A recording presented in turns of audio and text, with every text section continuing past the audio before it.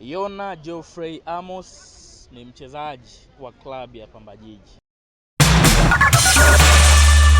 Kwanza nikutakie heri ya mwaka mpya wewe na nikupongezeni kwa kazi nzuri ambayo mnaifanya kwa maana ya waandishi wa habari hususan za michezo mkoani Mwanza. Ya ni kweli rasmi tumeanza mazoezi kunako uwanja wa Nyamagana ambapo leo tulikuwa tuna session moja chini ya Francis Baraza, lakini pia kocha wetu wa viungo George Aaron kwa kiasi kikubwa ndo anaongoza session kwa sababu watu wametoka kwenye mapumziko.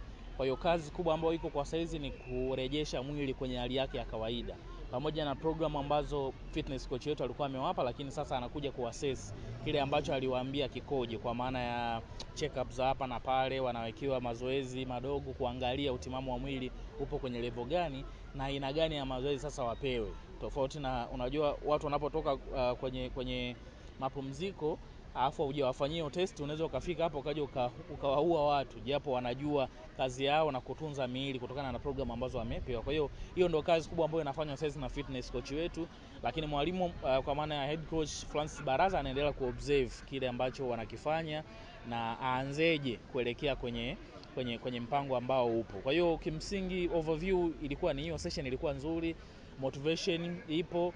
Yes, sio 100% wachezaji wamefika. Kuna baadhi ya wachezaji walikuwa na changamoto kadhaa wanaendelea kuingia. Kwa hiyo mwalimu ameshatoa deadline yake na kile ambacho anakitaka kuelekea kwenye kile ambacho anataka kukiandaa. So maandalizi yote ambayo yameanza ni kuelekea kwenye mchezo wetu unaofuata wa ligi kuu soka Tanzania bara. Kiratiba ni tarehe 25 dhidi ya Mtibwa Sugar. Kwa hiyo kwa sasa akili na mawazo ipo kwenye hicho ambacho nimetoka kukizungumza. Kwa hiyo wanajeshi ama wapiganaji wamerejea kazini na kazi imeshaanza rasmi. Sawa. Of course sina taarifa rasmi ya kwamba nani hawajafika, lakini ninachofahamu tu wachezaji hawajafika wote. Kwa hiyo in terms of details sidhani kama pia ni sawa kwa sababu kuna sababu mbalimbali za mchezaji maybe kutokufika. Kwa hiyo hilo liko juu kidogo kwenye level ya management. Kwa nini mawazo hajafika? Kuna vitu ambavyo vinafanyika ili kuhakikisha kila kitu kinakuwa sawa, sio?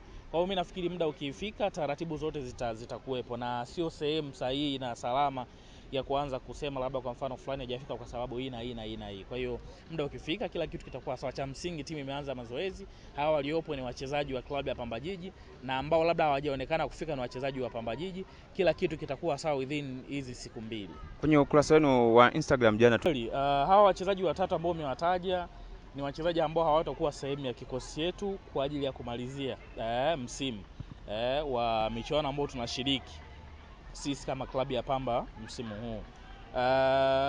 Sababu ni makubaliano binafsi ya pande zote mbili kutoka kwa wachezaji pamoja na level ya uongozi. Kwa hiyo wamekubaliana na imehusisha taarifa ya benchi la ufundi.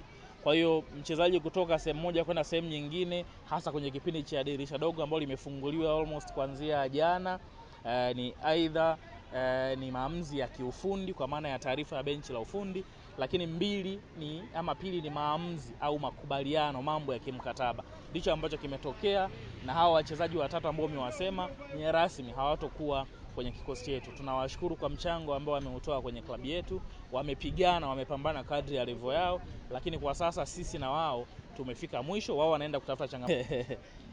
Yona Geoffrey Amos ni mchezaji wa klabu ya Pamba Jiji. Yona Geoffrey Amos ni miongoni mwa nahodha wetu watatu wa juu wa klabu ya Pamba Jiji. Nahodha wetu mkuu ni Michael Samamba, nahodha msaidizi ni Yona Amos, baada ya Yona Amos anakuja James Mwashinga.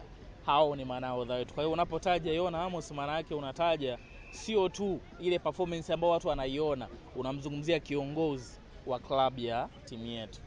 Ni mchezaji wetu mpaka ninavyozungumza na wewe na ataendelea kuwa mchezaji wetu kama sisi na yeye kutakuwa kuna eneo la kuextend hiyo contract. Lakini kwa saizi simply ni mchezaji wetu. Kwa hiyo haya maneno ambayo yanaendelea yaendelee kuwepo, lakini ni mchezaji wetu na mambo yanaendelea kama kawaida.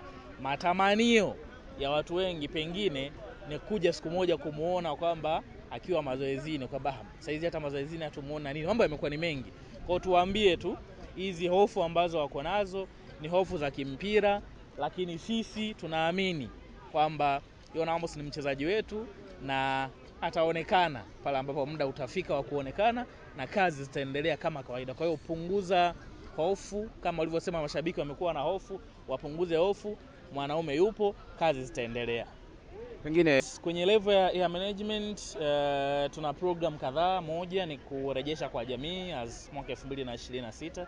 25 ulikuwa mgumu sana, tumepitia mambo mengi ambayo yamepita, lakini Mwenyezi Mungu bado aliendelea kusimama na sisi. So miongoni mwa program ambazo tuko nazo kwa mwaka 2026 ni kurudisha kwa jamii. Kwa hiyo ni program ambazo tutazieta, tutazitangaza, tutafanya nini kuhakikisha jamii wanaona uwepo wa klabu ya Pamba Jiji. Kwa hiyo ni jambo la kwanza, lakini lingine ni kuongeza mahusiano kati ya mashabiki pamoja na klabu yetu. Kwa hiyo ziko project ambazo zinakuja kuhakikisha tunawasogeza karibu watu wetu, pamoja na mambo mengine ambayo yanaendelea, lakini ziko changamoto ambazo kama idara tunaziface ili kuhakikisha ya mambo yanafanyika. Kwa hiyo tutakaa kwa pamoja, tutakaa na CEO wetu kwenye level management kuja kuhakikisha hizi program ambazo zipo kwa 2026 basi zinatimia na mambo yanaendelea, achilia mbali kazi ambazo zinaendelea kwenye technical area. Ugumu kwa semei sana kwenye issue ya ugumu.